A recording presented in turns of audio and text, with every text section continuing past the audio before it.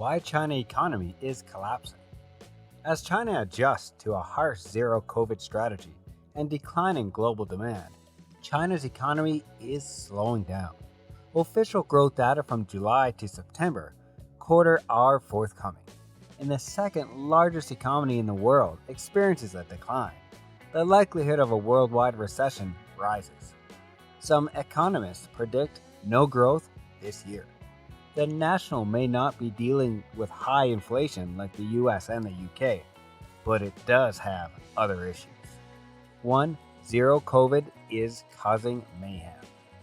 COVID outbreaks have hampered economic activity across industries in a number of cities, including manufacturing areas like Shenzhen and Taizhen. Major services are under pressure because people are also not spending money on items like food and drink, retail, or tourism. According to the National Bureau of Statistics, factory activity in the manufacturing sector looks to have increased again in September. The government's increased investment in infrastructure may be the source of the resurgence. However, according to a private poll, demand had a negative impact on output, new orders, and employment in September, causing a decline in industrial activity. 2. Beijing isn't doing enough. Although there is little incentive to do so until zero COVID ends, experts think that Beijing might do more to boost the economy. Louis Kugis, chief Asian economist at S&P Global Ratings, stated that pump priming our economy with cash would be ineffective if businesses could not grow or consumers could not spend the money. Beijing has intervened. In August, it unveiled a 1 trillion yen, $203 billion, 180 billion pounds, plan to support startups, infrastructure, and real estate. But there is much more that government officials may do to spur expenditure and achieve economic goals and employment growth. This involves increasing infrastructure spending, lowering borrowing requirements for homebuyers, real estate investors, and local governments, as well as providing tax breaks for individuals. 3. China's real estate market is in trouble. Undoubtedly, the housing sector's unfavorable attitude and weak real estate activity have hindered growth, due to the fact that up to a third of China's GDP is made up of industries that contribute to the economy. Including real estate, this has had a significant negative impact on it.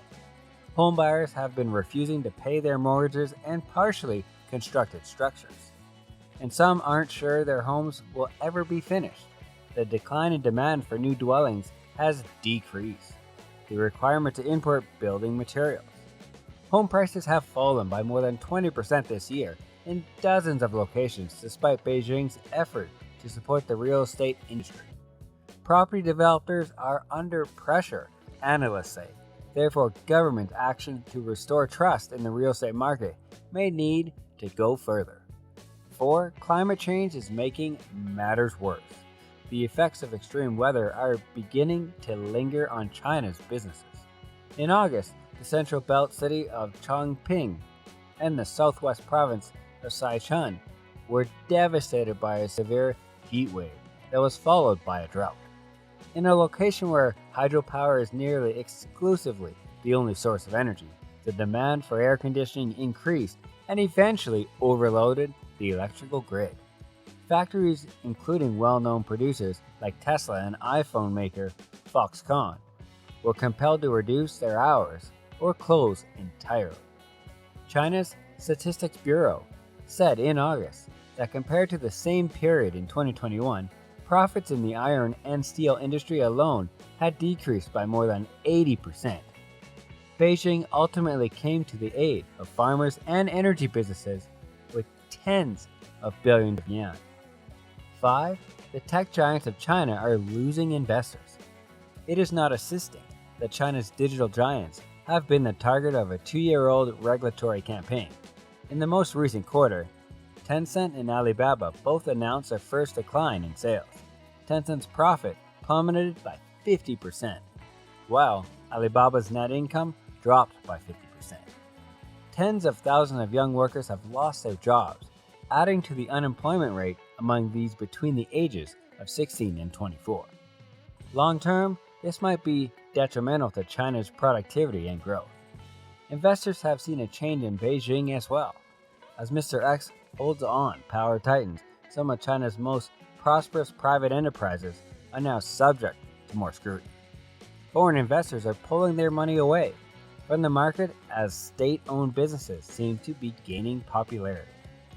During the same time that Warren Buffett's Berkshire Hathaway is selling its investment in electric vehicle manufacturer BYD, Japan's SoftBank withdrew a sizable sum of money from Alibaba.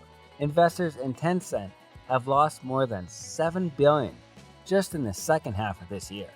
Additionally, the U.S. is taking tough measures against China's firms that are listed on its stock exchange S&P. Global Ratings recently stated in a report that certain investment decisions are being postponed, and some foreign corporations are seeking to increase output in other countries.